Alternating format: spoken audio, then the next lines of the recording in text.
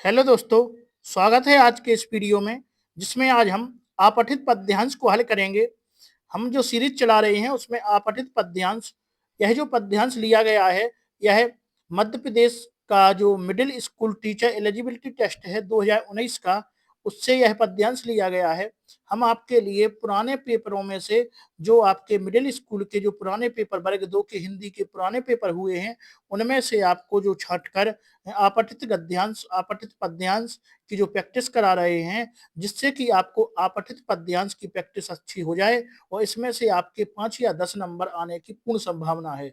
और यहाँ पे हम आपको अपठित पद्यांश को हल करने की आपको ट्रिक मेथड भी बता रहे हैं और इसमें जो किस कविता से लिया गया है और यह किस लेखक के द्वारा ली गई है कविताएं, इसको भी हम साथ में हल करते चल रहे हैं। और इसके संबंध में बहुत ही महत्वपूर्ण ऑब्जेक्टिव क्वेश्चन भी इसके जो इस पद्यांश से बन रहे हैं वो भी आपको साथ में हल करवाते चल रहे हैं।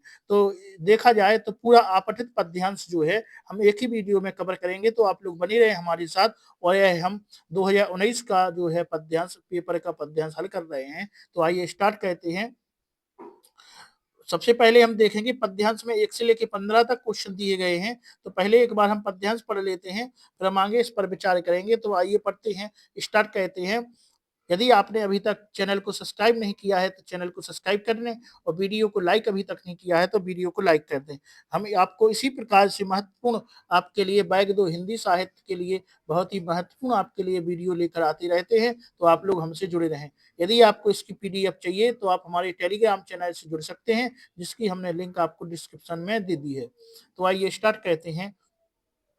पंक्तियां हैं कुछ इस तरह की। कितना प्रमाणिक था उसका दुख, लड़की को दान में देते वक्त, जैसे वही उसकी अंतिम पूंजी हो। लड़की अभी सयानी नहीं थी, अभी इतनी भोली सैल थी कि उसे दुख का आभास होता था, लेकिन दुख बांचना नहीं आता था। आगे है, लेकिन दुख बांचना नहीं आता था। पाठिका थी वह धुंधले प्रकाश की, कुछ तुकों और लयबद्ध पंक्तियों की। माँ ने कहा पानी में झांक कर अपने चेहरे में मत रीझना, आग रोटियां सेकने के लिए है, जलने के लिए नहीं। वस्त्र और आभूषण शाब्दिक भ्रमों की तरह बंधन है स्त्री जीवन के। माँ ने कहा लड़की होना, पर लड़की जैसा मत दिखाई देना। तो यह जो आपको पंक्तियां दी गई हैं, यह पंक्तियां इसमें जो माँ है अपनी बच्ची को समझाते हुए कह रही है कि इतना प्रमाणिक था उसका दुख, लड़की को दान में देते वक्त। तो बता रहे हैं कि जब लड़की का विवाह हो रहा है तो उसकी माँ उसको समझा रही है कि कितना प्रमाणिक था उसका दुख, मतलब उस माँ का दुख कितना प्रमाणिक है लड़की को दान में देते वक्त। मतलब लड़की का क्या हो रहा है, यहाँ पे विवाह हो रहा है और कहा जा रहा है कि जैसे वही उसकी अंतिम पूंजी थी। मतलब माँ जो है अपनी लड़की को विवाह कर रही है और दान में उसको दे रही है, मतलब जो अपनी लड़की का विवाह कर रही है, तो ऐसा लग रहा है जैसे उसकी अंतिम पूंजी ही क्या थी, वो लड़की ही थी। आगे है, लड़की अभी सयानी नहीं थी। उसका कहना है कि लड़की जो है वो सयानी का यहाँ पे मतलब है कि लड़की सांसारिक मोह माया से मतलब दूर थी, मतलब वो आदमियों के छल कपट को नहीं जानती थी। तो बताया गया है कि लड़की अभी सयानी नहीं थी, अभी इतनी भोली सैल थी कि उसे दुख का आभास होता था, लेकिन दुख बांचना नहीं। मतलब लड़की जो थी अभी सयानी का मतलब है कि यहाँ पे जो लड़की है वो सांसारिक दुख, जो व्यक्तियों की छल कपट है, उसको नहीं जानती थी। आगे कहा गया है, लेकिन दुख बांचना नहीं आता, उसको व्यक्ति को पहचानना नहीं आता था कि कौन व्यक्ति अच्छा है कौन बुरा है। आगे है, पाठिका थी वह धुंधले प्रकाश की, कुछ तुकों और लयबद्ध पंक्तियों की।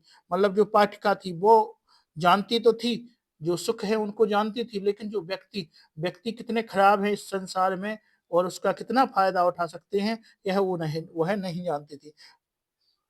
पाठिका थी वह धुंधले प्रकाश की, कुछ तुकों और लयबद्ध पंक्तियों की। माँ ने कहा पानी में झांक कर अपने चेहरे में मत रीझना। मतलब कहा गया है कि माँ उसको समझा रही है कि तुम जो पानी में देखकर मतलब अपने चेहरे पर नहीं रीझना, और जो है सांसारिक अपने चेहरे पर नहीं रीझना, आग रोटियां सेकने के लिए है, जलने के लिए बताया गया है कि जो आग होती है वो रोटियां सेकने के लिए है, लेकिन तुम्हें जलने के लिए आग नहीं है। तुम इतनी सतर्क रहना वहां पे जाकर कि मतलब कोई तुम्हारे साथ कुछ कर ना सके, कोई तुम्हें बेवकूफ ना बना सके। आगे है कि वस्त्र और अभी आभूषण शाब्दिक भ्रमों की तरह बंधन है स्त्री जीवन के। कहा है जो वस्त्र और आभूषण है, मतलब जो लोहे और मोह माया है, उसके भ्रम में तुम ना पड़ना। बंधन है स्त्री जीवन के, और स्त्री जीवन में जो चीजें आती हैं, मतलब लोह लोभ मोह माया वस्तुओं का उपयोग करके बताया गया है कि जो लोभ और मोह माया है उसके चक्कर में तुम मत पड़ना। माँ ने कहा लड़की होना पर लड़की जैसी, मतलब तुम इन मोह मायाओं में आकर अपना जीवन बर्बाद मत करना। इन व्यक्तियों ने जो लोभ लोभ और मोह माया व्यक्तियों ने जो बना रखा है उससे तुम दूर रहना और व्यक्तियों से बचकर अपना जीवन काटना। तो आइए जो हमने इसका जो आयत है वो देख लिया है। यह जो पंक्ति है, यह जो पंक्ति किस पाठ से ली गई है? तो जो पंक्ति है यह कन्यादान पाठ से ली गई है। कन्यादान पाठ से यह पंक्ति ली गई है और इसके रचयिता जो हैं वो ऋतुराज जी है। कौन है? ऋतुराज इस पंक्ति के रचयिता हैं। तो आपको हमने बता दिया है जो पंक्तियां हैं किससे ली गई हैं और इसके रचयिता कौन है। अब आइए इसके हम कुछ महत्वपूर्ण ऑब्जेक्ट क्वेश्चन में आपसे पूछ सकते हैं कि जो पंक्ति है आभूषण वाली पंक्ति है, पंक्तियों को विशेष तौर से ध्यान रखें और जो है इसके रचयिता को भी ध्यान रखें। तो इसकी रचयिता ऋतुराज है। आइए अब इनकी हम 15 क्वेश्चन इसके संबंध में हमने लिए हैं, तो एक बार देख के हल कहते हैं। पहला हमारा क्वेश्चन है उपर्युक्त पद्यांश को पढ़कर नीचे दिए गए प्रश्नों को हल कीजिए। तो यहाँ पे पहला क्वेश्चन आपका है कि बेटियां ब्याह के बाद क्या हो जाती हैं? तो आपको बताना है क्या बहू हो जाती हैं, महिला हो जाती हैं, पत्नी हो जाती हैं या पराई हो जाती हैं। तो यहाँ पे आपको बताया है कि बेटियां विवाह के बाद कैसी हो जाती हैं? पराई हो जाती हैं। तो आपका आंसर क्या हो जाएगा? द। यहाँ पे आपको बताया गया है, शुरू में ही आपको बताया गया है कि लड़की दान में उसकी अंतिम पूंजी थी। तो लड़कियां अभी सयानी नहीं, इतनी भोली भाली नहीं है। तो यहाँ पे बताया गया है कि लड़कियां कैसी हैं? विवाह के बाद कैसी हो जाती हैं? पराई हो जाती हैं। इस पंक्ति से यही आशय है। आइए आगे देखते हैं हम कि जाते जाते माँ अपनी बेटी को क्या दे रही है? तो नसीहत दे रही है, कपड़े दे रही है, गहने दे रही है या सामान दे रही है?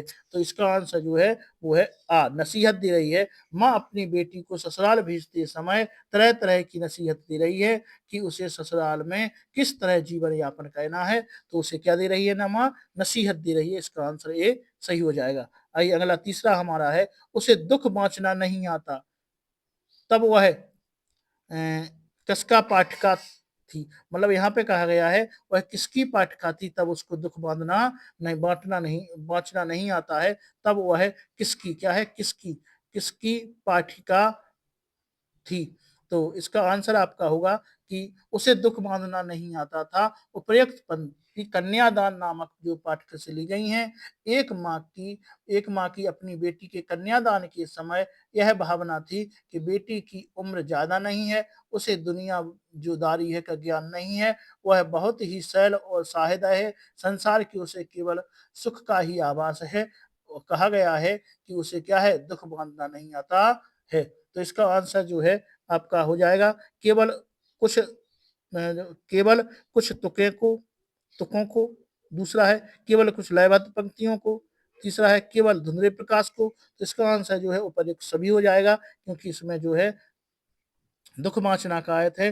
तुकों को, लयबद्ध पंक्तियों को और धुंधले प्रकाश को, सभी इसका आंसर हो जाएगा। आइए अगला हमारा है कि लड़के की माँ के अनुसार आग रोटियां सेकने के लिए है, लेकिन किस काम के लिए नहीं। तो इसका आंसर आपका क्या होगा? ए है विकास के लिए, दूसरा सा है जलाने के लिए, बा है जलने के लिए और दा है विनाश के लिए। तो यहाँ पे जो उपरोक्त पंक्तियों में माँ अपनी बेटी को सीख देती हुए कहती है कि बेटी तुम ससुराल में जाकर अपने सौंदर्य पर रीझ कर मत रह जाना। आग से सावधान कहते हुए कहती है कि भोजन बनाने के लिए ना कि दुख को क्षति, मतलब खुद को क्षति पहुंचाने के लिए है। तो इसका जो आंसर आपका हो जाएगा वो है बा, जलने के लिए, आग रोटियां सेकने के लिए है, ना कि क्या करने के लिए? ना कि जलने के लिए। तो इसका आंसर बा हो जाएगा। आइए अगला हमारा है कि लड़कियों पर हमेशा किस चीज का खतरा बना रहता है। तो पहला ऑप्शन है आपका मानसिक उत्पीड़न, दूसरा है दहेज उत्पीड़न, तीसरा है आर्थिक उत्पीड़न और चौथा है यौन अत्याचार। तो यहाँ पे जो बताया गया है कि लड़कियों पर हमेशा किस चीज का खतरा बनाया जाता है, तो माँ अपनी बेटी से कहती है कि तू हमेशा निश्चल और पवित्र बने रहना, लोगों के व्यवहार के प्रति सजग रहना, जिससे कोई तेरा फायदा नहीं उठा सके, अन्यथा दुनिया के लोग तुझे मूर्ख बनाकर तेरा शोषण करेंगे। अर्थात यहाँ पे किसकी बात हो रही है, यहाँ पर उसके यौन अत्याचार की बात हो रही है। तो माँ जो है एक अपनी लड़की को समझा रही है, तो इसका आंसर क्या है, दा हो जाएगा। आइए अगला हम देखते हैं, अगला हमारा छठवां है कि लड़की अभी सयानी नहीं हुई थी, इसका क्या आशय है। तो इसका आशय है, पहला ऑप्शन है आपका अभी दुनियादारी की समझना होना, दूसरा बौद्धिक अक्षमता, तीसरा शारीरिक विकास न होना, चौथा शारीरिक अक्षमता।